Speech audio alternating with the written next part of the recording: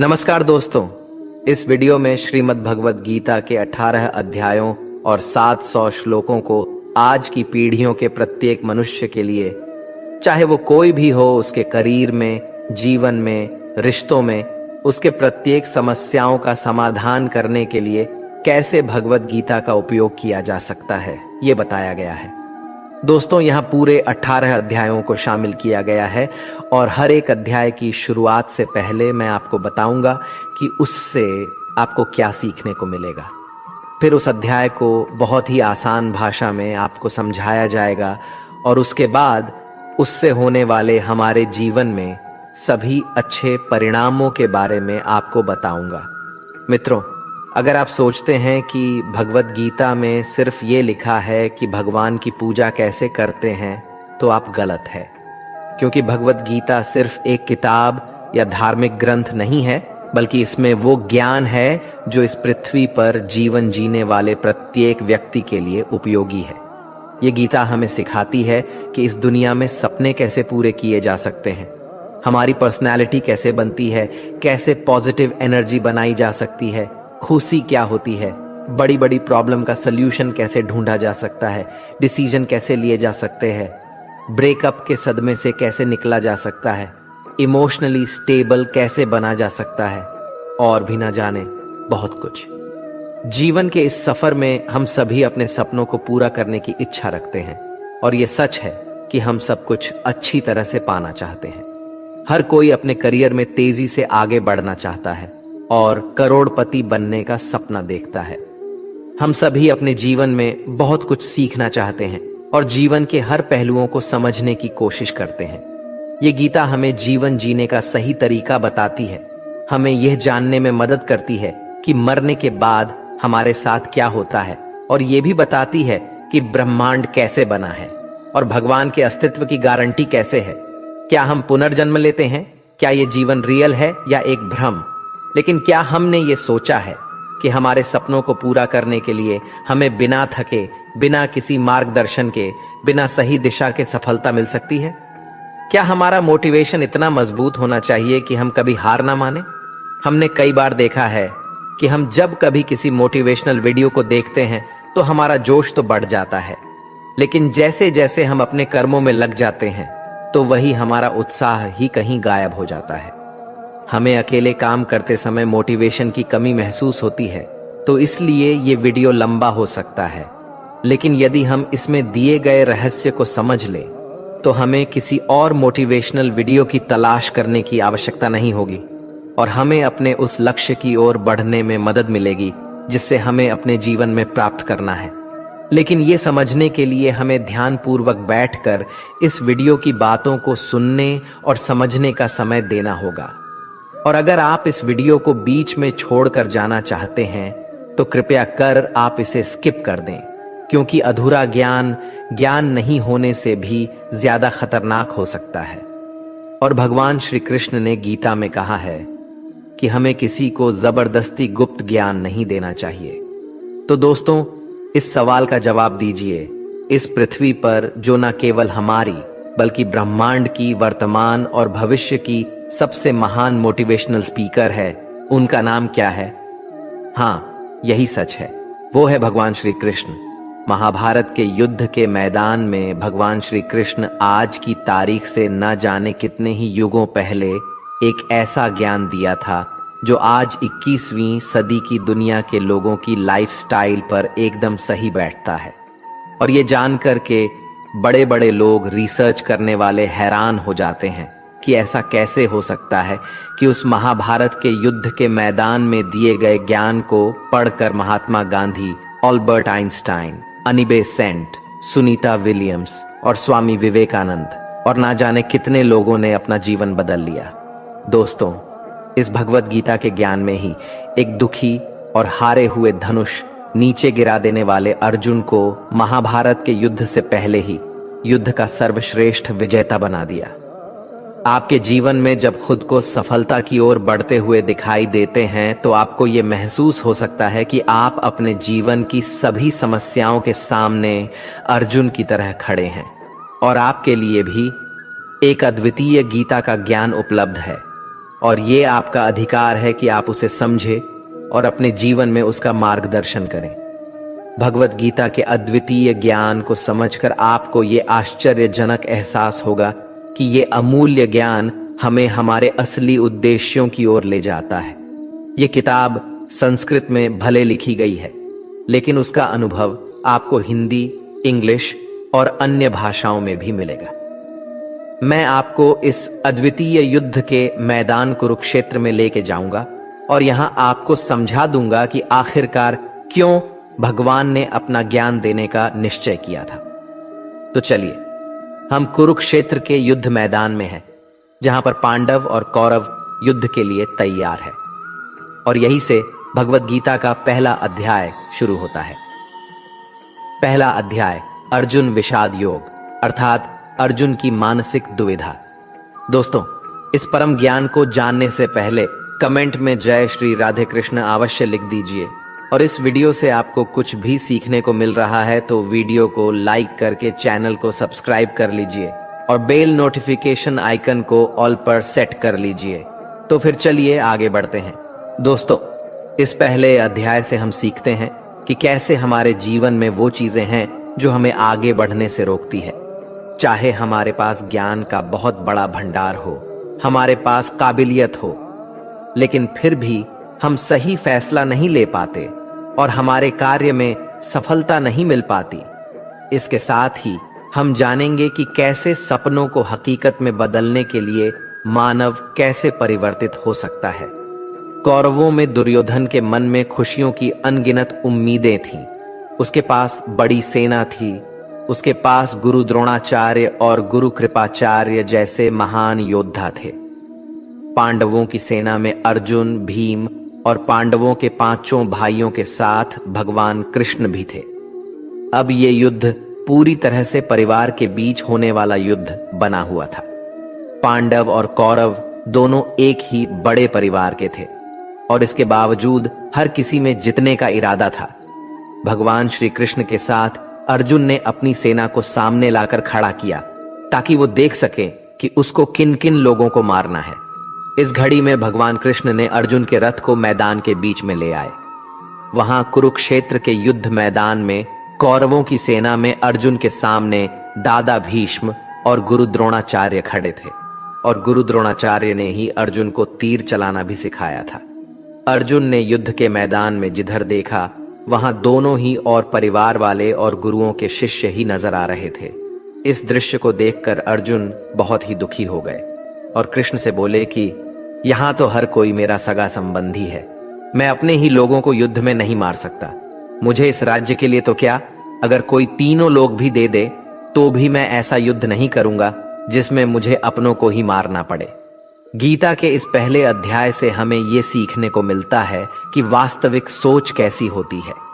हमें कभी कभी नहीं पता होता कि हमारे काम करने का इरादा क्या है, हम किस चुनौती का सामना करेंगे, और जब हम किसी बुरी स्थिति का सामना करते हैं तो हम संयम खो बैठते हैं, घबरा जाते हैं और अपना वास्तविक धर्म भूल जाते हैं।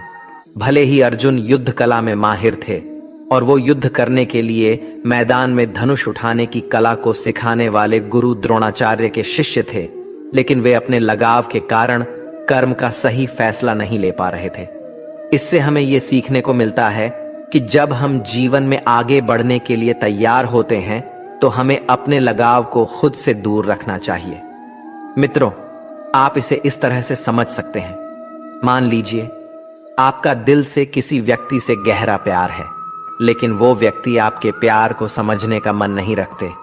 इस बदले में आपको उसके प्रेम को प्राप्त करने के लिए मोहित नहीं होना चाहिए, क्योंकि लगाव किसी भी रूप में हानिकारक हो सकता है। जब तक ये लगाव है तब तक आप अपने आत्मा के धर्म को पूरा नहीं कर सकते। गीता का दूसरा अध्याय सांख्य योग, यानी कि पुरुष प्रकृति का विश्लेषण करना। मनुष्य 5 संख्या से बना है: आग, पानी, मिट्टी, हवा। अंत में मनुष्य इसी में मिल जाता है। भगवान श्री कृष्ण ने अर्जुन को बताया कि जीवन में सबसे बड़ा योग कर्म योग है। भगवत गीता के दूसरे अध्याय से हमें इमोशनल स्टेबिलिटी, आत्मा, मृत्यु पुनर्जन्म और डिसीजन मेकिंग के बारे में सीखने को मिलता है। यहां हमें गुस्से के सबसे बड़े कारण और उनके समाधान के बारे में भी बताया गया है। जब अर्जुन ने युद्ध करने से मना किया तो सारथी श्री कृष्ण ने कहा, हे अर्जुन, ये तुम्हें अचानक से क्या हो गया है? तुम जैसे महान योद्धा के मुंह से ऐसी बातें शोभा नहीं देती, इसलिए अपने इस मन की कमजोरी को छोड़कर युद्ध के लिए फिर से खड़े हो जाओ। इस पर अर्जुन ने कहा कि इस युद्ध से बेहतर है कि मैं एक भिखारी बन जाऊं, क्योंकि मेरे पास यहां तक तो अपनी जिंदगी का कोई अहम मकसद ही नहीं है। मेरे पास सही और गलत का ज्ञान नहीं है, इसलिए मैं आपसे मार्गदर्शन मांगता हूं। श्री कृष्ण मुस्कुराए। क्या कोई इंसान उनसे कुछ मांग सकता है और वो नहीं देंगे?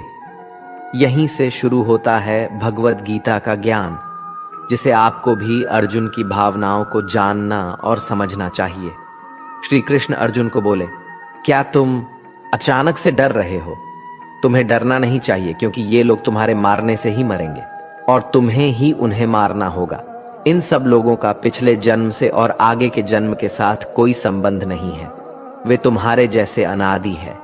इसलिए जैसे कि तुम अपने पुराने कपड़े बदलकर नए पहनते हो, वैसे ही आत्मा शरीर को छोड़ देती है। हे अर्जुन, तू किसी मरे हुए इंसान को जीवित नहीं कर सकता, क्योंकि जीवन और मृत्यु का नियंत्रण सिर्फ मेरे पास है। तू तो उनकी मौत का सिर्फ एक कारण है, और ये लोग मरने के बाद भी मेरे ही पास आएंगे, क्योंकि वे शरीर नहीं है, वो तो आत्मा है, और आत्मा को किसी भी तरीके से नष्ट नहीं किया जा सकता। आत्मा अगले जन्म के लिए इस शरीर को त्याग देती है, जिस प्रकार तू अपने पुराने कपड़े बदलकर नए पहनता है। इसी तरह से जैसे कोई कछुआ खुद को खुद में ही समेट लेता है, वैसे ही मनुष्य अपनी इच्छाओं को वश में कर लेता है। जो व्यक्ति अपने मन की सभी इच्छाओं और कर्मों के परिणामों को सोचना छोड़ देता है, वही स्थिर बुद्धि कहलाता है। जिसके मन से हर प्रकार का डर, भावना और क्रोध खत्म हो जाता है, वही मनुष्य शांत रहता है। जब हम अपनी इच्छाओं को पूरा करने के बारे में सोचते रहते हैं, तो हमें वो इच्छाएं अच्छी लगने लगती है, तो हमें उन इच्छाओं को पूरा करने का मन करता है। और जब उन इच्छाओं को पूरा करने में कोई रुकावट आती है, तो हमें गुस्सा आ जाता है, और गुस्से में हम खुद को खो देते हैं, और फिर हम अपने कर्म और धर्म को भूलकर अपनी स्थिति से नीचे गिर जाते हैं। लेकिन जो व्यक्ति अपनी इच्छाओं को वश में करके उनका गुलाम नहीं होता, उसका अंतर्मन शुद्ध रहता है और उसके दुख का अंत हो जाता है। और जब उसके सभी दुख समाप्त हो जाते हैं, तो उसकी बुद्धि स्थिर हो जाती है। लेकिन जिसकी इच्छाएं और कामनाएं उसके मन से नहीं जाती हैं, वो मनुष्य कभी शांत नहीं हो पाता। और जब शांति ही नहीं मिल पाएगी, तो वो खुश कैसे रहेगा? उसकी हालात तो वो नाव की तरह होती है, जिसको उसकी इच्छाओं की किसी भी दिशा में ले जाने की छूट मिल सकती है। स्थिर बुद्धि वाले प्राणी समुद्र की तरह स्थिर रहते हैं, और इसी प्रकार के जीव मृत्यु के बाद मेरी शरण में आते हैं। मित्रों, अब हम इस अध्याय के वास्तविकता पर आते हैं, और आप में से कई लोग होंगे जिन्होंने अपने प्रियजनों को खो दिया है, और आज तक आप लोगों में से जिन्होंने भी अपने प्रियजनों की मृत्यु का दुख नहीं झेला है, उन्हें यह जान लेना चाहिए कि उनके जीवन में भी उनके अपने किसी सबसे प्रिय की मौत एक दिन अवश्य होगी। लेकिन उस वक्त उदास होने की कोई आवश्यकता नहीं है, क्योंकि खुद भगवान ने ही हमें स्मरण कराया है कि हमें अपने जीवन से पहले भी हम इस संसार में मौजूद नहीं थे, और मृत्यु हो जाने के बाद भी नहीं रहने वाले हैं। और इसलिए हमें मौत का डर नहीं होना चाहिए। इसका कारण ये है, या तो हम परमात्मा में हमेशा के लिए मिल जाएंगे, या हमारा पुनर्जन्म होगा। और जब सभी लोग आखिर में एक ही जगह मिलेंगे, तो विलाप करने का क्या मतलब रह जाता है? और यही प्रकृति का नियम भी है। और आपको स्मरण रहे कि हम कोई शरीर नहीं है, हम तो केवल आत्मा है और उस परमात्मा के अंश है। और अगर हमें बनाने वाला ईश्वर है, तो हमें उनमें ही मिलने का प्रयास करना चाहिए, उनमें ही लीन हो जाना चाहिए। यह संसार तो एक भ्रम है जिससे उस परमात्मा ने बनाया है। हमने देखा था कि अर्जुन निर्णय लेने में असमर्थ थे। जब भी हम कोई निर्णय लेते हैं, तो एक और हमारा मुंह होता है और दूसरी और हमारा वास्तविक कर्म होता है। और इस खेल में हम वो नहीं कर पाते हैं जो हमारा असली काम होता है और जो हमें जीवन में सफलता के मार्ग पर आगे बढ़ने में मदद करता है। इससे हम एक एग्जाम्पल से समझते हैं। मान लीजिए आपको अपने घर से दूर कहीं किसी और शहर में शिक्षा के लिए या नौकरी के लिए या अपने किसी लक्ष्य को पूरा करने के लिए जाना पड़ रहा है, तो आपको अपने परिवार का मोह तो छोड़ना ही पड़ेगा। इसी तरह से आपको प्रत्येक निर्णय में ये ध्यान रहे कि आपके मोह और आपके वास्तविक कर्म में कौन ज्यादा महत्वपूर्ण है। इसके पश्चात हम चर्चा करेंगे कि हमारी समस्याओं का सबसे बड़ा कारण क्या है और उनका मुख्य समाधान क्या है। मित्रों, हमारे दुखों का सबसे महत्वपूर्ण कारण है हमारे खुद की इच्छाओं के बारे में विचार करना। जब हम अपनी इच्छाओं के बारे में सोचते हैं तो वक्त बीतने के बाद हम उन्हें पूरा करने की कोशिश करते हैं, और जब ये कोशिशें असफल हो जाती है तो हमारे अंदर क्रोध पैदा होता है। और क्रोध एक ऐसी चीज है जिसे कोई भी मनुष्य अपने शरीर को त्यागने से पहले नहीं छोड़ता है। तो फिर आप अपने जीवन के बाकी हिस्से में सच्ची खुशियों को कैसे प्राप्त कर सकते हैं? आप हमेशा अपने आप को समस्याओं से घिरा हुआ ही पाएंगे, क्योंकि ये दुनिया तो केवल आपकी खुद की छाया ही तो है। अब आप सोच सकते हैं कि जीवन में कोई इच्छा नहीं रखने से सफलता कैसे हो सकती है, कैसे आप अपना नाम कमा सकते हैं।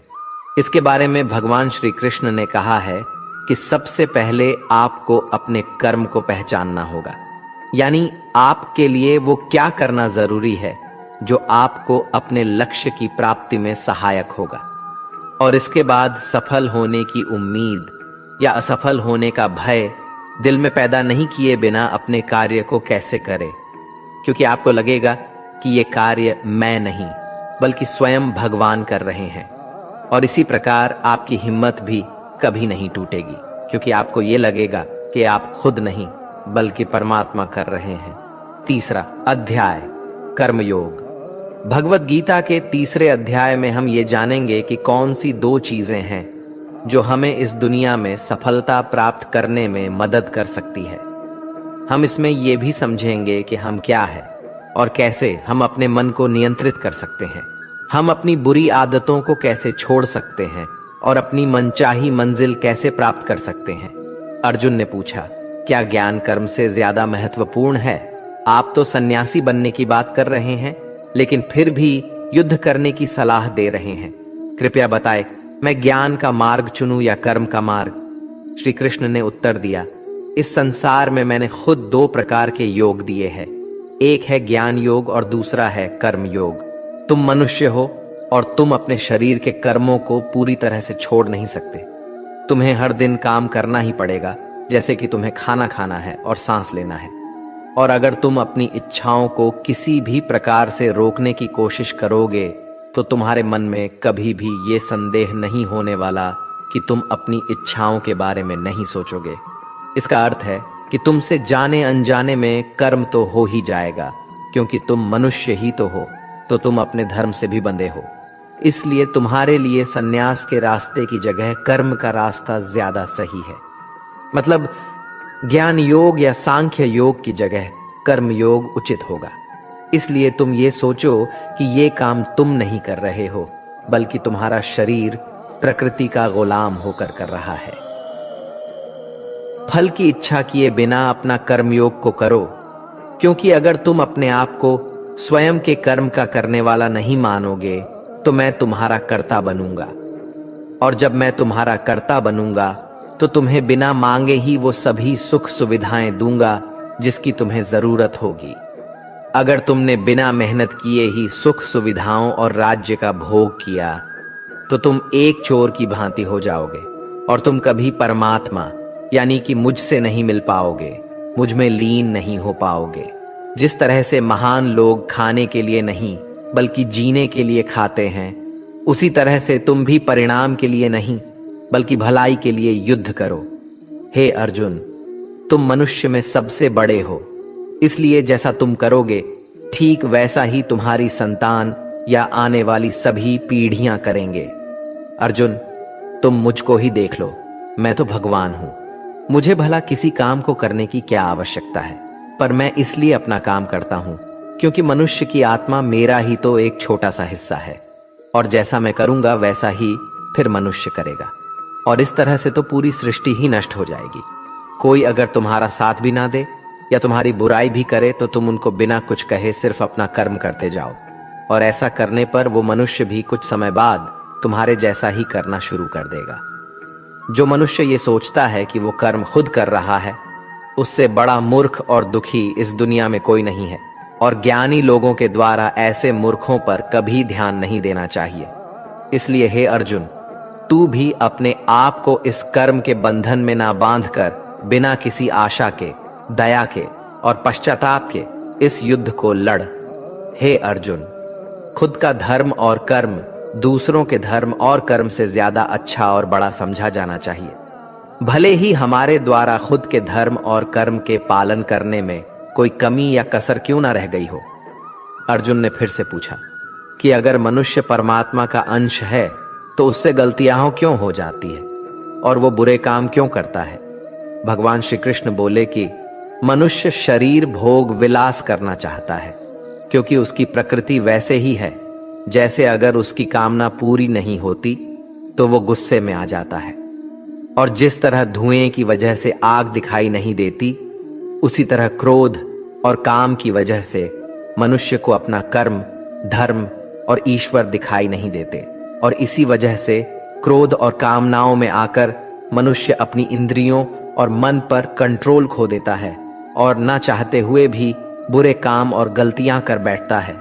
हे अर्जुन, तुम हमेशा याद रखना, इस शरीर से ज्यादा शक्तिशाली है इसकी इंद्रियां, इंद्रियों से ज्यादा शक्तिशाली है मन, और मन से शक्तिशाली है बुद्धि, और बुद्धि से ज्यादा शक्तिशाली है तुम, यानी कि तुम्हारी आत्मा।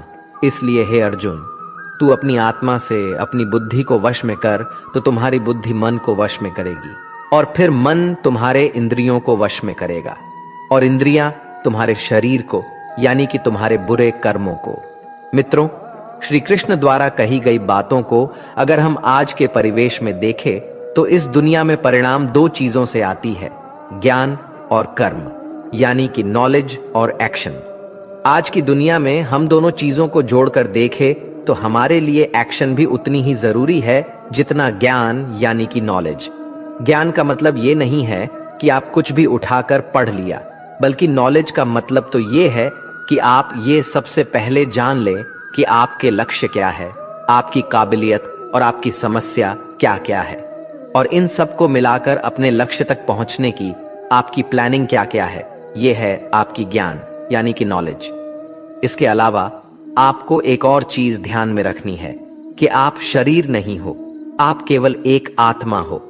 आपकी आत्मा, यानी कि आप खुद अपनी अच्छी बुरी भावनाओं, अपने विचार से भी बहुत ऊपर हो, और अगर आप इस तरह से सोचोगे तो अवश्य ही आपकी समस्याएं दूर हो जाएंगी और वो बहुत छोटी लगने लगेगी। इस अध्याय में आगे बढ़ने पर हम दूसरे रास्ते के बारे में जानेंगे। श्री कृष्ण कहते हैं कि हमें कभी ये नहीं सोचना चाहिए कि कर्म हम कर रहे हैं, हमें ये सोचना है कि हमारे द्वारा ईश्वर कर रहे हैं।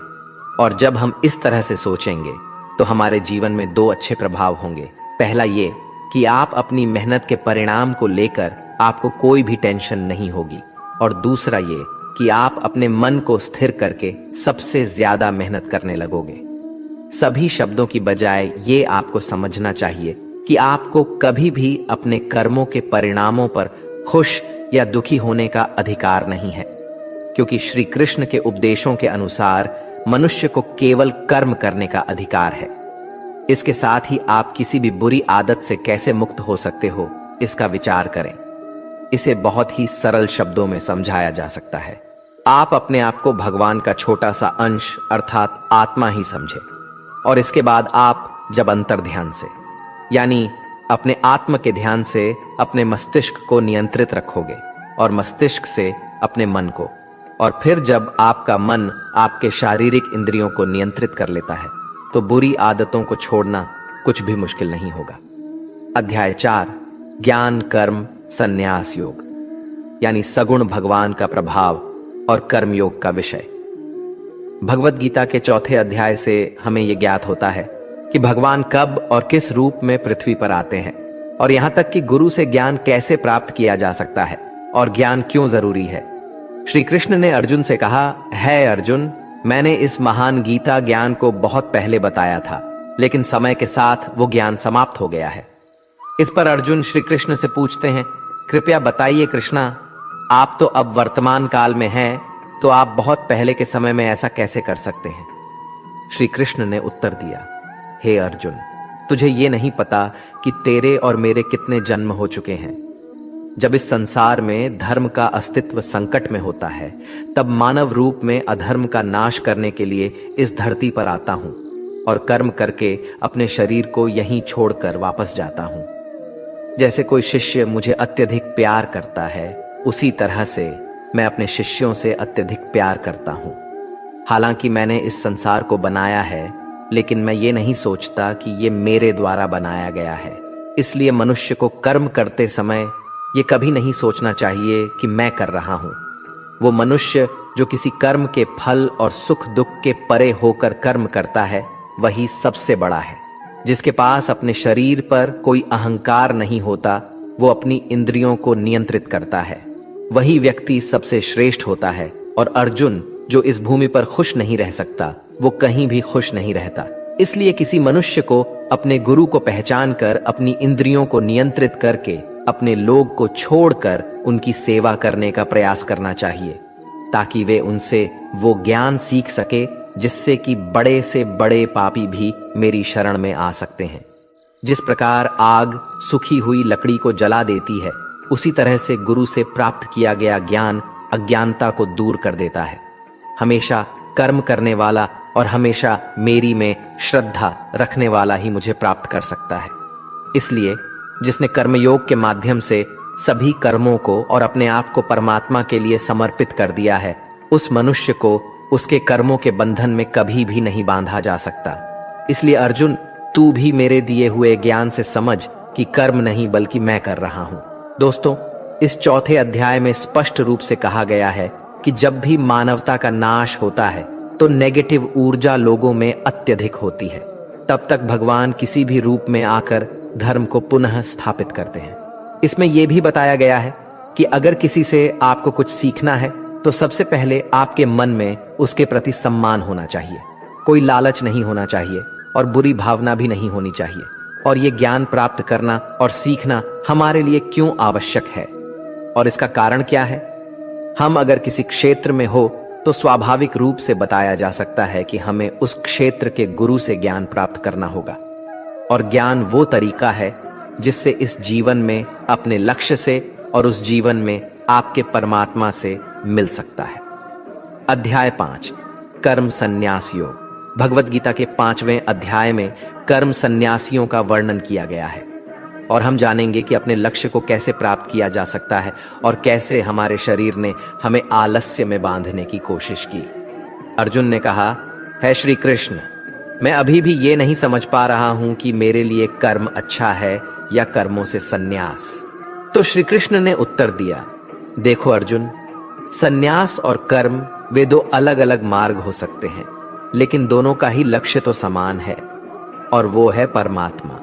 जो व्यक्ति अपने मन को भटकने नहीं देता, जो कर्म करके भी यही समझता है कि कर्म उसने नहीं किया है बल्कि ये तो परमात्मा ने किया है, और जो सभी जीवों को उसी परमात्मा का हिस्सा मानता है, वो मनुष्य मरने के बाद परमात्मा में ही मिल जाता है। महान व्यक्ति अपने प्रत्येक कार्य को, अपने विचारों को स्पष्ट करने और दूसरों के हित के लिए ही करते हैं। परमात्मा कभी भी मनुष्यों को बुरे काम करने के लिए नहीं प्रोत्साहित करता, बल्कि लोग खुद ही अपने क्रोध और मोह में आकर बुरे कार्य करते हैं और फिर उसी प्रकार से उनके फल सुनिश्चित हो जाते हैं। मैं तो बस उनका प्रतिफल उन्हीं को वापस देता हूँ। तुम अपने शरीर को चाहे कितना ही आनंदित कर दो, इसके इच्छाएं तब भी पूर्ण नहीं होती। इसलिए अर्जुन, तेरे जैसे बुद्धिमान व्यक्ति को शरीर की इच्छाओं में मन नहीं लगना चाहिए। इस संसार का असली मूल्य होता है वो जिसने अपने शरीर का नाश होने से पहले अपने क्रोध का नाश कर लिया हो, जो संपूर्ण प्राणियों का हित करता है। जिसका मन किसी भी कार्य में नहीं बनता और जो अपने भटकते हुए मन को एक जगह केंद्रित करके परमात्मा को याद करता है, वही व्यक्ति सुखी भी है और परमेश्वर सहित सभी के प्रिय भी।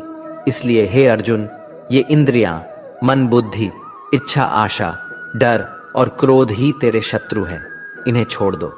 दोस्तों, हमारी बॉडी अर्थात हमारा शरीर हमेशा आराम से रहना चाहता है, लेकिन क्या आपने कभी सोचा है कि अगर इसमें आत्मा नहीं होती तो क्या होता? हम अक्सर अपने शरीर को ही अपनी पहचान मान लेते हैं। हम कहते हैं ये मेरी आंखें हैं, ये मेरे हाथ है, और जब हमारा शरीर हमें आराम करने के लिए बोलता है तो हम सो जाते हैं। लेकिन क्या आप ये सोच सकते हैं कि शरीर आपकी बुद्धि पर भारी हो गई है, इसलिए आपको यह समझना होगा कि आप एक आत्मा है और आपको अपनी बुद्धि से अपने शरीर को चलाना होगा। दोस्तों, जो रास्ते भगवत गीता में दिखाए जा रहे हैं वे मानवों को परमात्मा से मिला देते हैं। अगर आप इन सभी बातों को अपने जीवन में अपनाते हैं तो आप अपने सपनों को पूरा करने की दिशा में एक कदम आगे रहोगे। दोस्तों, जैसा कि कहा गया है कि भगवान की प्राप्ति के लिए मन को वश में करना बहुत जरूरी है, ठीक उसी तरीके से आपको अपने जीवन में भी मंजिल पाने के लिए मन को वश में करना बहुत ही आवश्यक है। श्रीमद् भगवद गीता अध्याय 6 आत्मसंयम योगा। भगवद गीता के 6ठे अध्याय में हम जानेंगे कि एक योगी क्या होता है और योगी कैसे बनते हैं, अर्थात आज के जीवन में वो व्यक्ति जो अपने जीवन में महत्वपूर्ण कुछ करना चाहता है। इसके साथ ही हम ये भी जानेंगे कि क्या होता है अगर आपने इस जीवन में बहुत मेहनत की लेकिन फिर भी आपका सपना पूरा नहीं हुआ। श्री कृष्ण बोले, केवल अपने सांसारिक कर्मों को त्यागने वाला ही योगी नहीं होता। इसका मतलब है कि योगी वही होता है जो अपने कर्मों को त्याग कर आत्मा की ओर बढ़ता है। उसका मार्ग सफलता की ओर जाता है, चाहे फिर भी उसे कोई भी मुश्किल का सामना करना पड़े। योगी अपने उद्देश्य को हासिल करने में सफल होता है क्योंकि उसका मन परमात्मा की ओर होता है। वो व्यक्ति जो करने योग्य सभी कार्य को पूरी ईमानदारी से निभाता है, उसके फल की प्राप्ति की लालसा नहीं करता, वही असली योगी कहलाता है। जो व्यक्ति अपने मन पर विजय पा लेता है, उसके लिए संसार में और कुछ जितने की अत्यंत आवश्यकता नहीं होती, और जिसका मन इधर उधर चलता रहता है, उसके लिए संसार में कुछ भी प्राप्त करना सरल नहीं होता, क्योंकि हमारा प्रिय मन हमारा साथी होता है, और अगर हम उसके गुलाम बन जाते हैं तो वो हमारा सबसे बड़ा दुश्मन बन जाता है। जो व्यक्ति अपने मन के और संसार के किसी भी विचार या वस्तु से प्रभावित नहीं होता और जो मित्र, शत्रु, महात्मा, पापी, जीव, जंतु आदि के प्रति समान दया भाव रखता है, वही योग्य की वास्तविक पहचान होती है। इसलिए हे अर्जुन, और जब इस प्रकार का योग भाव आता है तो किसी भी आशा के बिना, किसी भी डर के बिना अपने मन को मित्र बनाकर उसे मेरे ध्यान में समर्पित होना चाहिए। वो योगी उचित आहार और नींद उतना ही लेता है जितना आवश्यक हो, जो हमारे शारीरिक और मानसिक स्वास्थ्य के लिए महत्वपूर्ण है। इस प्रकार का योगी अपने शब्दों पर सदा स्थिर रहता है, जैसे कि शांत हवा में दीपक की लौ स्थिर होती है।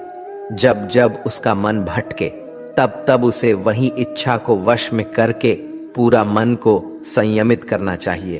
और जब योगी इस पूरे ध्यान की अवस्था में आ जाता है तो बड़े से बड़ा दुख भी उसको उसके स्थान से नीचे नहीं गिरा सकता। अर्जुन ने कहा, लेकिन है कृष्णा, ये मन बहुत ही अधीर और चंचल होता है। तो श्री कृष्ण ने जवाब दिया, हाँ, ये सत्य है कि मन को नियंत्रित करना कठिन है, लेकिन ये भी याद रखो कि बार बार आत्मविश्वास और योगाभ्यास से असंभव को भी संभव बनाया जा सकता है। इस तरह से हम अपने मन को वश में करके अपने जीवन को अधिक सफलता की ओर ले जाते हैं। अर्जुन ने पुनः पूछा, है कृष्ण, अगर कोई योगी इस प्रकार से ध्यान में निश्चित रहकर योग करता है लेकिन अंत में किसी कारणवश उसका मन भटकने लगे तो क्या उसका सारा प्रयास व्यर्थ हो जाएगा? श्री कृष्ण बोले, नहीं अर्जुन, निरंतर परमात्मा की दिशा में बढ़ना हर आत्मा का अधिकार है।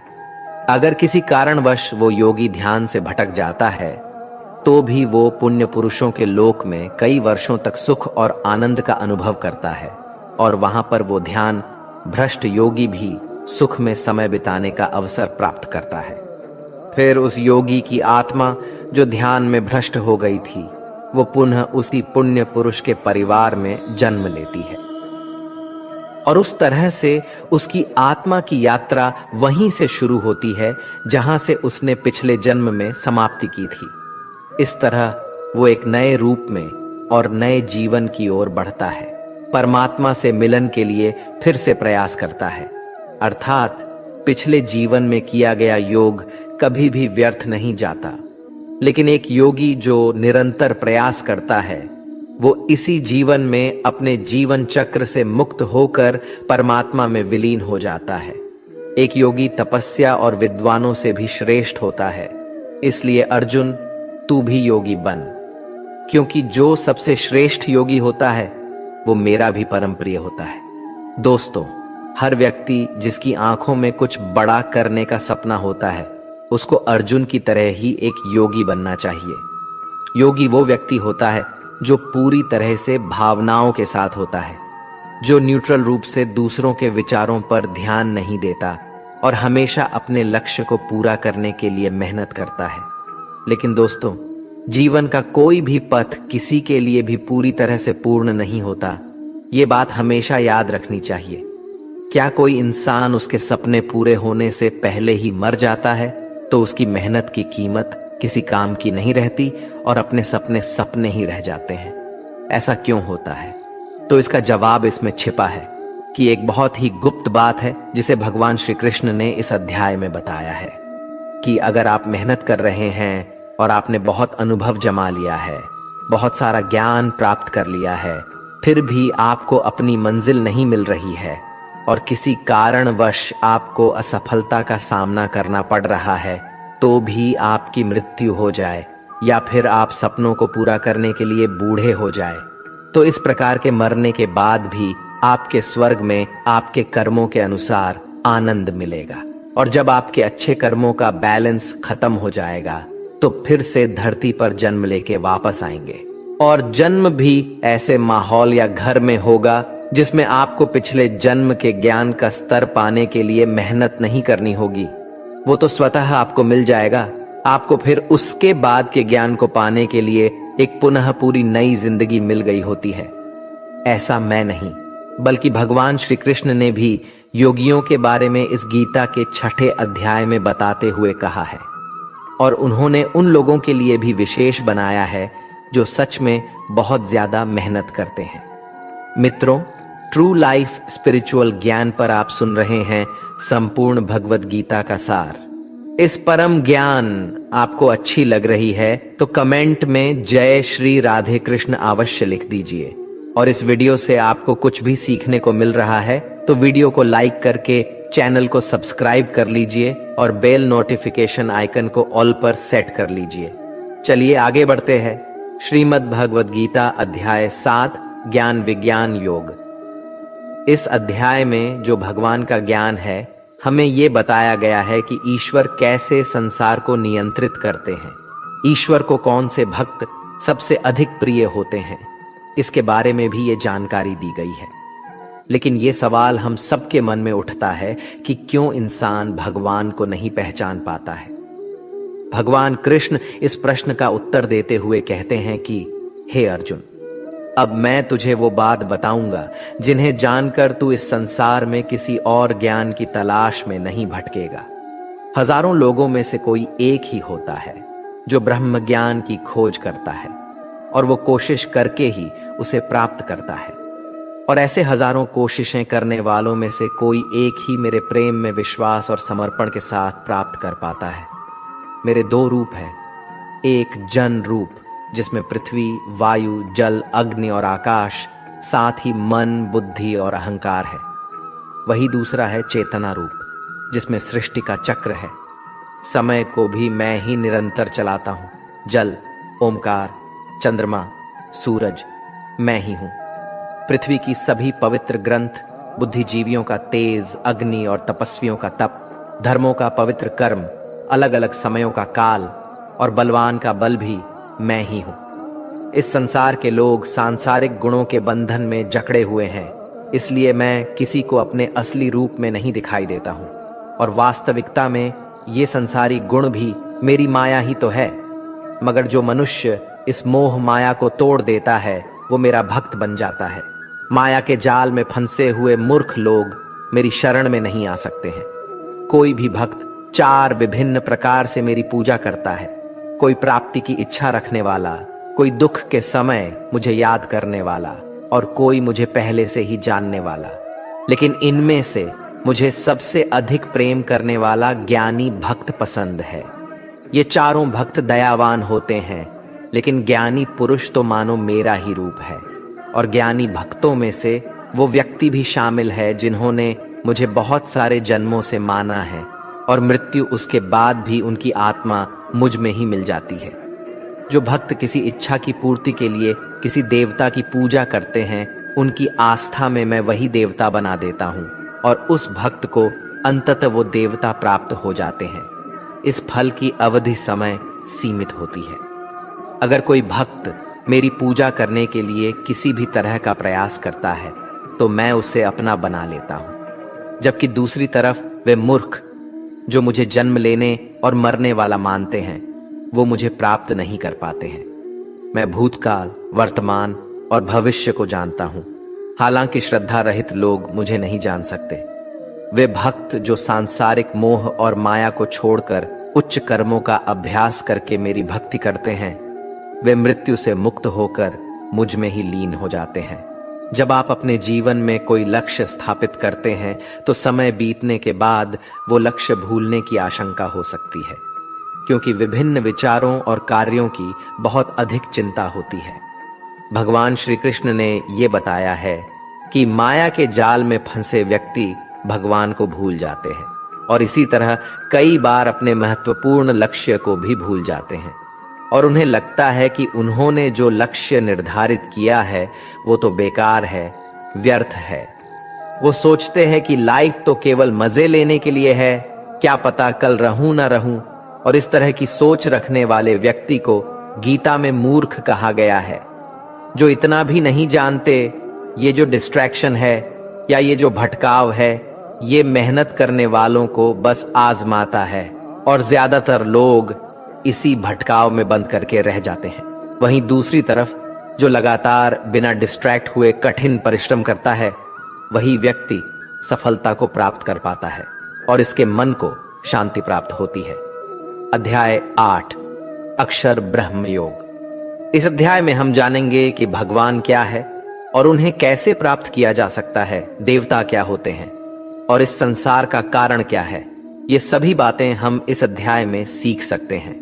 अर्जुन ने पूछा, है कृष्णा, परम ब्रह्म क्या होता है, आध्यात्म का स्वरूप क्या होता है, कर्म क्या होता है, यह संसार कैसे चलता है और देवता कौन होते हैं। इसलिए इस अध्याय में अर्जुन के इन सभी प्रश्नों के उत्तर भगवान श्री कृष्ण द्वारा दिए गए हैं।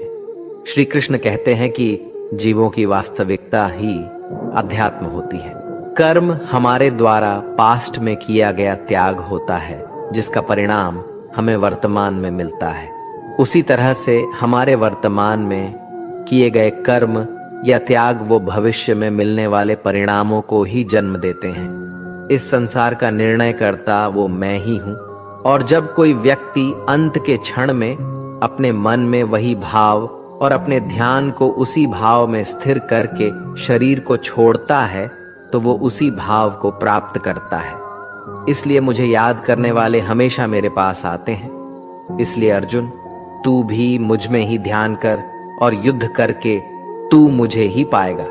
वे लोग मुझे सदैव याद करते हैं, वे सरलता से मेरे पास आते हैं और जो मेरे पास आते हैं उनके जन्म मरण का चक्र समाप्त हो जाता है, उनके सारे दुख हमेशा के लिए खत्म हो जाते हैं। श्रीमद् भगवद गीता के अनुसार सहस्त्र युग अहर यद्ध ब्राह्मणों विदु, अर्थात ब्रह्मा का एक दिन 1000 महायुग के बराबर होता है।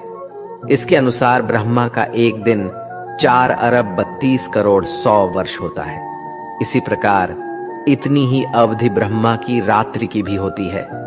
ब्रह्मा के एक दिन की सुबह में ही संपूर्ण संसार का निर्माण होता है और रात के प्रारंभ में ही वो संसार फिर से ब्रह्मा में ही समा जाता है और इस चक्र में लगातार पुनर्जन्म का चक्र चलता ही रहता है। लेकिन जो मेरे भक्त होते हैं उन्हें शीघ्र ही इस चक्र से मुक्ति मिल जाती है। इसलिए हे अर्जुन, मैं तुझे वो 2 मार्ग बताता हूं जिससे लोग या तो मोक्ष को प्राप्त करते हैं या फिर से इस संसार में उन्हें वापस आना पड़ता है। जब सूर्य का प्रकाश होता है तो शुक्ल पक्ष चल रहा होता है और सूर्य उत्तरायण में होता है, जब कर्म योगी जो शरीर छोड़ने वाला होता है मेरे पास हमेशा के लिए आ जाता है, और जब रात्रि होती है तो कृष्ण पक्ष आता है और सूर्य दक्षिणायन में मौजूद होता है। उस समय पर कर्मयोगी अपने शरीर को त्याग कर परलोक में जाते हैं और वहां बहुत समय तक आनंद सुख भोगते हैं। फिर संसार में उन्हें वापस आना ही पड़ता है। केवल एक योगी ही इस रहस्य को समझकर सभी कर्मों के फलों के मोह को छोड़कर परम ब्रह्म में मिल पाता है। अब हम इस चैप्टर को आजकल के समय में देखें तो वो लोग जो अपने लक्ष्य को हमेशा के लिए यादगार बनाना चाहते हैं उन्हें बहुत ही मेहनत करनी पड़ती है, क्योंकि जैसा श्री कृष्ण ने बताया है ये संसार का चक्र बहुत बड़ा है और लोग आते जाते रहते हैं। लेकिन वे लोग जो अपने जीवन में अद्वितीय निश्चय रखते हैं उन्हें ज्ञान योगी और कर्म योगी बनना होता है। ब्रह्मा का एक दिन बहुत लंबा होता है। इसका मतलब है कि यह ब्रह्मांड बहुत पहले से मौजूद है और बहुत आगे तक चलेगा, और हमारा जीवन इस ब्रह्मांड के सामने बहुत छोटा होता है। इसलिए हमें ऐसा नहीं होने देना चाहिए कि हम सिर्फ अपने सपनों में खो जाएं और ब्रह्म के दिन की शाम हो जाए। अध्याय 9, राजविद्या राजगुह्य योग। ये अध्याय हमारे मानसिक और आत्मिक जीवन को उसके स्वभाव और दिव्यता के साथ जोड़ता है और उसके मध्य संतुलन को बनाए रखना सिखाता है। इस अध्याय में हम ये भी जानेंगे कि जब हम अलग अलग देवी देवताओं की पूजा करते हैं तो इससे क्या होता है, तो ऐसा क्यों करते हैं और उसके परिणाम क्या होते हैं। श्री कृष्ण कहते हैं, वो मनुष्य जो मुझ में श्रद्धा नहीं रखते वो इस संसार में बार बार दुख झेलने के लिए आते जाते रहते हैं। मैं इस संसार को बार बार उत्पन्न और समाप्त करता हूँ। मैं ही मनुष्यों को उनके कर्मों के अनुसार फल देता हूँ, पुनर्जन्म देता हूँ। लेकिन मुझे अपने कार्य का कोई भी घमंड नहीं है। मैं ऐसा करते हुए भी इस कर्म के बंधन में नहीं फंसता। सब कुछ करते हुए भी मैं नहीं मानता कि मैं कुछ कर रहा हूँ। मेरी माया जाल में फंसने वाले और मुझे समझने में असमर्थ लोग और बेकार की आशा और निरर्थक काम करने वाले लोग हमेशा इसी संसार में बंधे रहते हैं। वो वेदों को पढ़कर स्वर्ग की प्राप्ति के लिए मेरी पूजा करते हैं। वे लोग इंद्रा के स्वर्ग के सुख का आनंद उठाते हैं, लेकिन उनके स्वर्ग के सुख तब तक ही बने रहते हैं जब तक कि उनके मानव जीवन के पुण्य समाप्त नहीं हो जाते हैं। और जब उनके पुण्य समाप्त हो जाते हैं तो उन्हें फिर से इसी पृथ्वी पर जन्म लेने का अवसर मिलता है। किंतु जो मुझे मतलब परमेश्वर को ही सब कुछ मानकर अपने कर्म फल को त्याग कर निरंतर प्रेम करते हैं, मैं उनकी न केवल सभी आवश्यकताओं को पूरा करता हूँ बल्कि उन्हें सदैव मेरी शरण में स्थान देता हूँ। भूतों और पितरों को पूजने वालों का ज्ञान कम होता है और वो फिर से इस मृत्युलोक में आते ही है। इसलिए अर्जुन, यदि तू कुछ भी कर्म करता है और दान देता है तो उसे मुझ में स्मरण करके कर, तो वो मुझे ही प्राप्त हो जाएगा। मेरे लिए प्रिय और अप्रिय सब बराबर है। यहाँ तक कि अगर कोई बहुत ही अत्याचारी हो, चाहे स्त्री हो या पुरुष, चाहे राजा हो या भिखारी, वो मुझ में ही समर्पित होकर इस अनंत सागर को पार कर पाता है। इस प्रकार अगर तू खुद को मुझ में अर्पित करेगा तो मैं ही तुझे प्राप्त होऊंगा।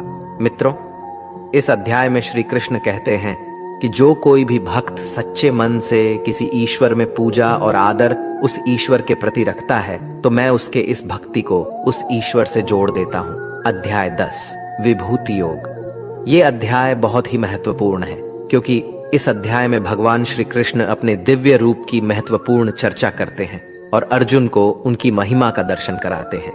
ये अध्याय हमें ये बताता है कि भगवान कैसे हमारे चारों ओर मौजूद हैं और हमारे जीवन में उनका साक्षात्कार कैसे किया जा सकता है। वैसे तो आपने कई बार सुना है कि भगवान ऐसे हैं, भगवान वैसे है, सभी जगह है, प्रत्येक कण में है। श्री कृष्ण कहते हैं, हे अर्जुन, तू मेरा सच्चा मित्र है और मुझसे प्रेम करता है, इसलिए अब मैं तुझे स्वयं का वास्तविक परिचय देता हूं। मेरे जन्म के बारे में किसी को नहीं पता, लेकिन जो ये जानता है कि मैं कभी नहीं जन्म लेने वाला और कभी भी नहीं मरने वाला हूं, वही सबसे बड़ा ज्ञानी है। ज्ञान और मूर्खता, सत्य और झूठ, सुख और दुख, मन और बुद्धि, रचना और नाश, कृति और अपमान सहित सभी भाव वास्तव में मैं ही हूं। इस जगत में जिस किसी ईश्वर की पूजा की जाती है वो असलियत में मैं ही हूं। दोस्तों, इस अध्याय में भगवान ने हमें ये दिखाया है कि वे हमारे जीवन के हर पहलू में मौजूद हैं। वे सबके आदर्श सूरज, चंद्रमा, वायु, अग्नि, धन, ज्ञान, ब्रह्मा, विष्णु, शिव, इंद्र, गरुड़, यमराज, गणित, गायत्री मंत्र, ऋतु, वसंत, निश्चय, भक्ति, विजय, रणनीति, रहस्य, मौन और अनगिनत अन्य रूपों में प्रकट होते हैं। भगवान ने हमें यह भी बताया है कि उनका अंत नहीं है, वे अनंत हैं, अपार है, वे हमारे सभी पहलू में हैं और उनको पूरी तरह से जान पाना हमारे बस की बात नहीं है। श्री कृष्ण अर्जुन से कहते हैं, हे अर्जुन, मुझे पूरा जानना तेरे लिए किसी काम का नहीं है, बस तू इतना जान ले कि यह संसार मेरे एक छोटे से अंश से ही चलता है, यानी ऐसी कोई जगह नहीं है जहां पर भगवान ना हो। श्री कृष्ण ने यह भी कहा है कि अर्जुन को ना तो ईश्वर को पूरा जानना जरूरी है और ना ही वो कभी उन्हें कंप्लीटली जान पाएंगे।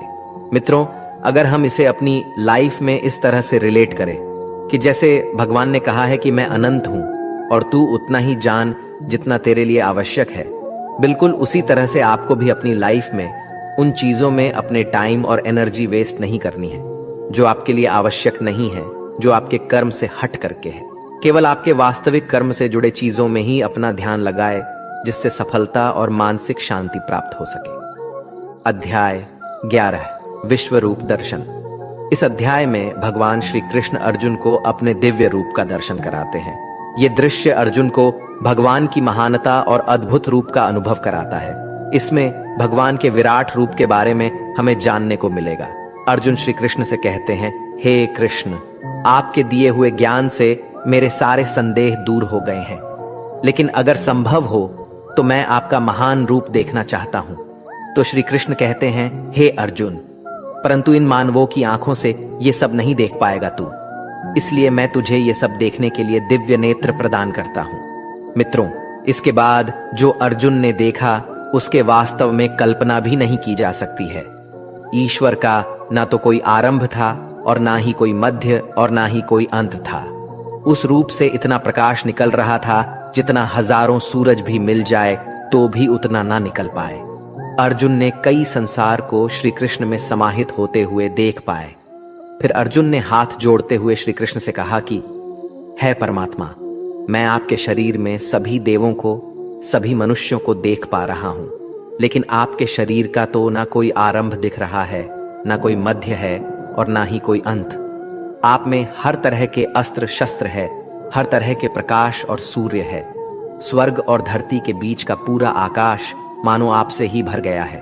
कई देवता के समूह आप में प्रवेश कर रहे हैं तो कई लोग भयभीत होकर हाथ जोड़े खड़े हैं।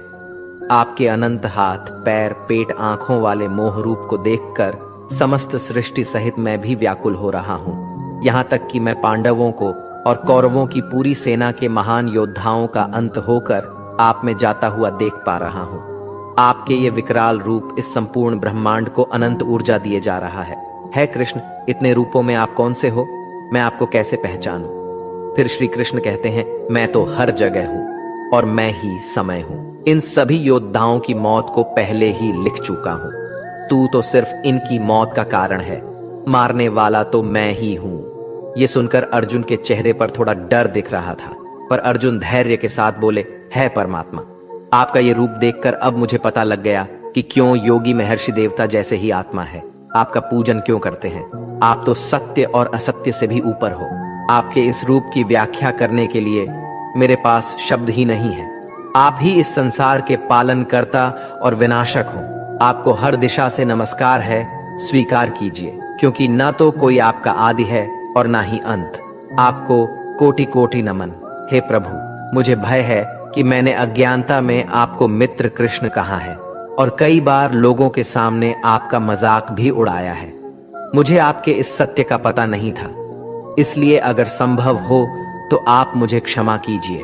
जैसे पिता पुत्र को क्षमा कर देता है, उसी तरह आप भी मुझे क्षमा कर दीजिए। हे प्रभु, आपके इस रूप को देखकर मैं खुश भी हो रहा हूं और मैं भयभीत भी हूं। अतः कृपा करके आप अपना प्रसिद्ध चतुर्भुज विष्णु रूप के दर्शन दीजिए, जिसमें आपके मुकुट, चक्र और गदा के साथ आपको देखने की अभिलाषा है। फिर श्री कृष्ण कहते हैं कि हे अर्जुन, मैंने तेरे आग्रह पर वो रूप दिखाया है जिसको आज तक कोई मनुष्य नहीं देख पाया है और ना ही कभी देख पाएगा। तू मेरे इस रूप को देखकर इतना व्याकुल मत हो जाना और भयभीत भी मत हो जाना। और अब तेरी ये इच्छा भी पूरी कर रहा हूं। अब तू मेरी चतुर्भुज विष्णु रूप देख। भगवान श्री कृष्ण ने इस प्रकार से अपना चतुर्भुज रूप अर्जुन को दिखाया और उसका साहस बनाया और अनंत रूप से अर्जुन की व्याकुलता को भी दूर किया। अब अर्जुन कहते हैं कि हे कृष्ण, अब मैं आपके इस रूप को देखकर मुझे तृप्ति मिल गई है। तो फिर कृष्ण बोले, अर्जुन, जो चतुर्भुज रूप तुमने अभी देखा है, उसे देखने के लिए तो देवता भी कामना करते हैं। इस चतुर्भुज रूप को किसी भी यज्ञ, दान, तप और वेद से देखा जा सकता है, परंतु अर्जुन, जो तेरी तरह मेरा परम भक्त है, वो अंत में मुझे ही प्राप्त होता है। इसलिए ये रूप तुम देख पाए हो। मित्रों, गीता के इस अध्याय से आप आज के टाइम में भी ये सीख सकते हो कि अगर हम सच्चे मन से मेहनत करते हैं तो कई बार सफलता को पाने के बाद हमें लगता है कि हमने इतनी मेहनत कर ली, और जब सफलता आती है और तब लगता है कि ये तो ज्यादा ही मिल गया, मैंने तो इतना मेहनत नहीं किया था। और मित्रों, यही महान लोगों का एक सद्गुण होता है कि वो मेहनत तो करते हैं, लेकिन उनको यह भी आभास नहीं होता कि कितनी मेहनत कर लिया उन्होंने। यही महान लोगों की महान सोच होती है।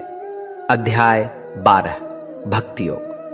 इस अध्याय में भगवान हमें बताते हैं कि भक्ति के माध्यम से ही हम उन्हें प्राप्त कर सकते हैं। हमें भगवान के प्रति विश्वास, प्यार और समर्पण दिखाना चाहिए। इससे हमें ये सीखने को मिलता है कि हमें भगवान के प्रति भक्ति और प्यार बढ़ाने का प्रयास करना चाहिए।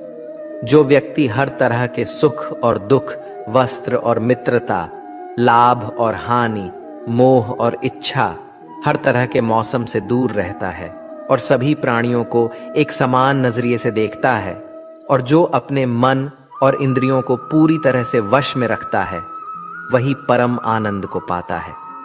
जो निंदा और प्रशंसा को एक समान समझता है, किसी भी स्थान पर किसी भी आहार के साथ रह सकता है, वो भक्त मेरे लिए बेहद प्रिय है। और उनमें से भी जो निष्काम भाव से अपने कर्म मेरी सेवा में लगाते हैं, वही भक्त मेरे लिए श्रेष्ठ है। इस अध्याय में हमें यह भी सिखाया गया है कि हमें अपने पूर्व अनुभवों से सीखने की कोशिश करनी चाहिए। एक छात्र या एक व्यक्ति जो अपने जीवन में कुछ महत्वपूर्ण करना चाहता है, उसे कम खाना चाहिए और हर प्रकार की भावनाओं के साथ होना चाहिए। खुद के लक्ष्य को कैसे प्राप्त करना है, केवल यही सोचना चाहिए, और ये तभी प्राप्त हो सकता है जब हम भगवान के प्रति विश्वास, प्यार और समर्पण करते हैं। अध्याय 13, क्षेत्र क्षेत्र विभाग योग। इस अध्याय में भगवान हमें आत्मा और शरीर के बीच के अंतर की बात करते हैं। हमारी आत्मा शरीर के परे है और हमें इसे समझना चाहिए। ये हमें सिखाती है कि हमारे शरीर से भी ज्यादा हमारी आत्मा ज्यादा असली है और हमें इसके साथ मिलकर जीना चाहिए। इस अध्याय से हमें ये ज्ञान मिलता है कि कैसे हमारे कर्मों के परिणाम की रचना होती है। श्री कृष्ण हमें बताते हैं ये शरीर एक क्षेत्र है, जैसे कि खेत एक क्षेत्र होता है।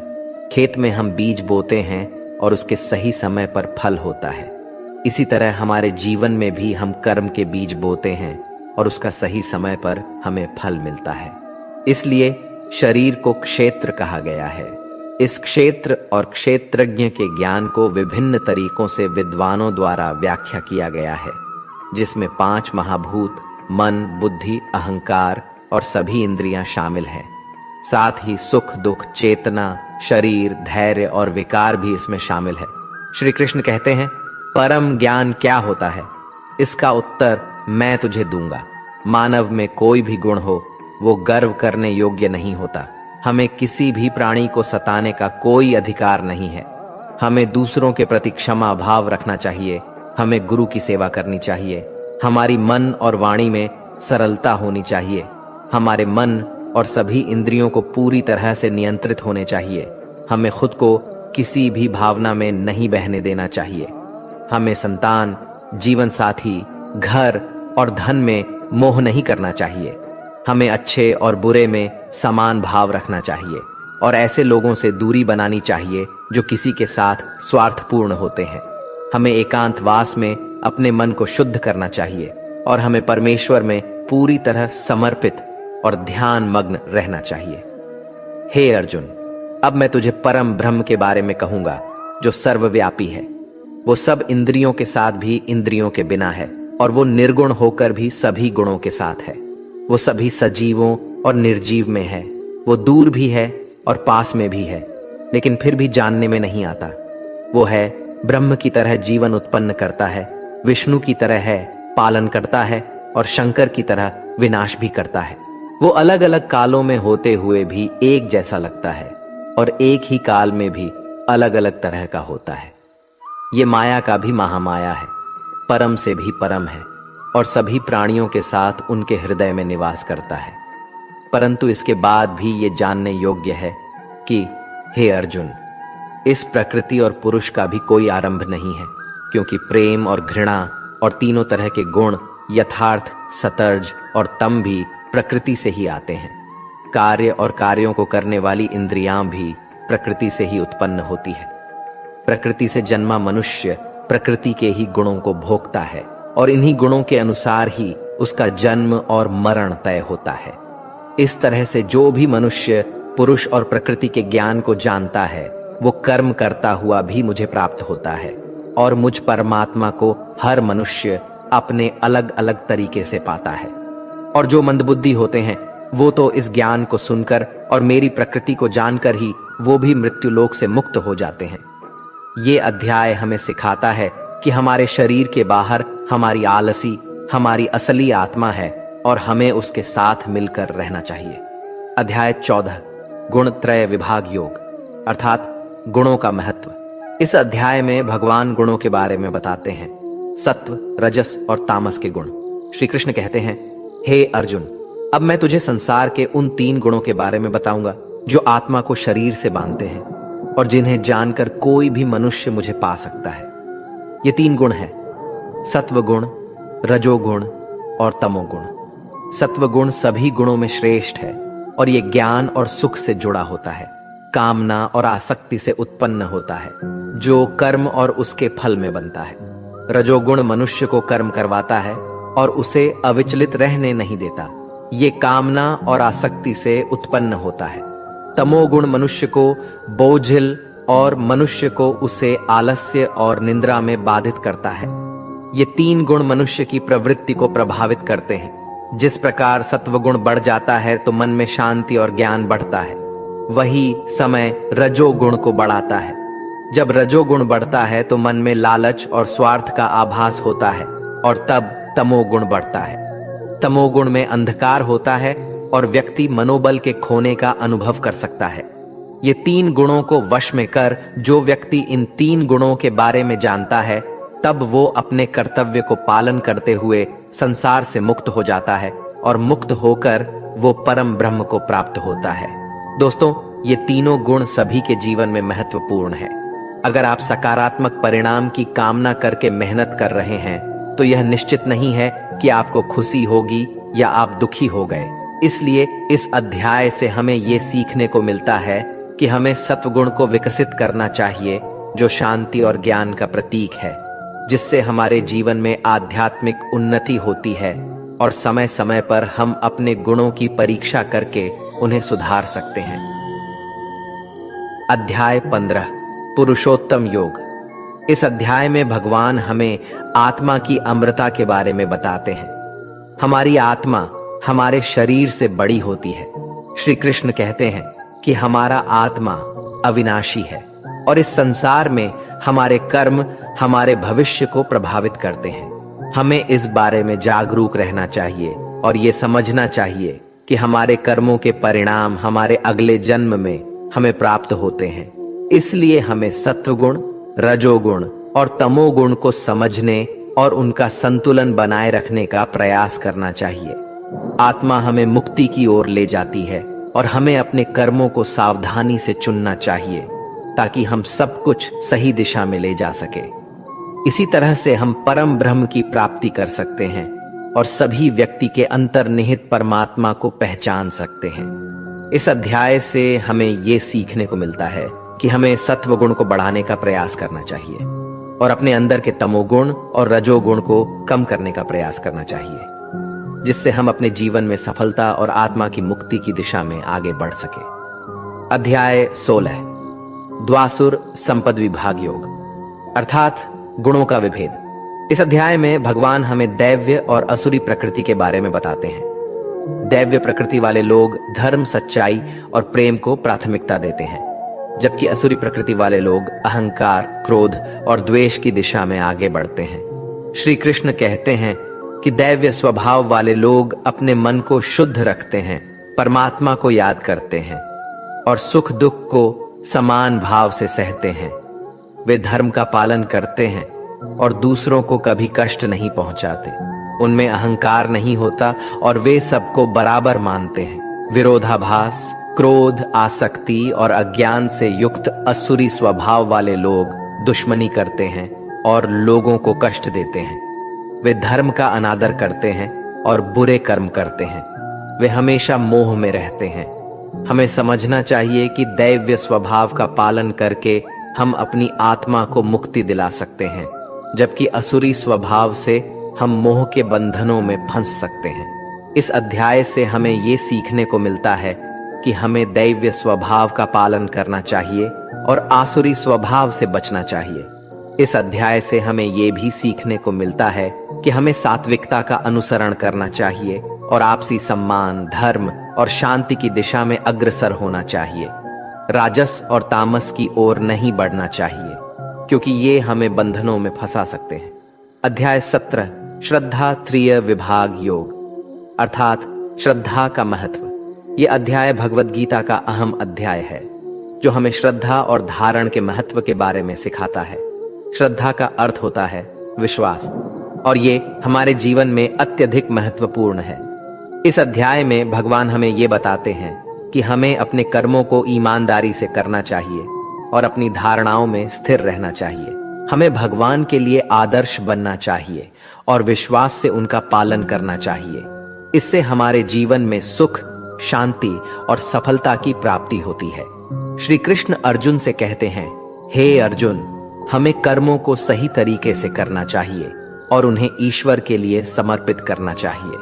श्रद्धा और हमारे पूर्व कर्म हमारे जीवन को पूर्ण बनाते हैं और हमें ईश्वर के प्रति प्यार और आस्था का एहसास कराते हैं। इसलिए श्रद्धा से ही हम सफलता को प्राप्त कर सकते हैं और हमें हमारे कर्मों को ईश्वर के लिए समर्पित करना चाहिए। हमें अपने जीवन में सच्ची और दिल से आस्था बनानी चाहिए, क्योंकि वो हमें आदर्श और आदर देती है, जो अंततः हमारे जीवन को संवारती है। अध्याय 18 मोक्ष संन्यास योग।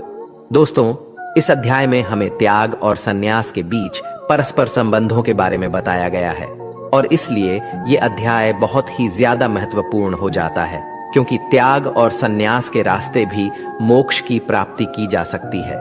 अब वो कैसे? चलिए इस अध्याय में जानते हैं। वास्तव में त्याग और संन्यास एक ही है। इस पूरे गीता ग्रंथ का सार आपको इसी विचार में मिलेगा, इसलिए आपको इस अध्याय को ध्यान से सुनना चाहिए।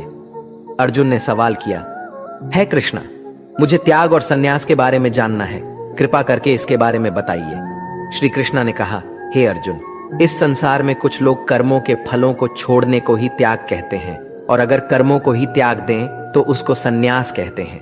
कुछ लोग सभी कर्मों को दोष भरे मानकर उनका त्याग करने के लिए बोलते हैं, और कुछ लोग ये बोलते हैं कि यज्ञ, तप और दान वाले कर्म कभी भी नहीं त्यागना चाहिए।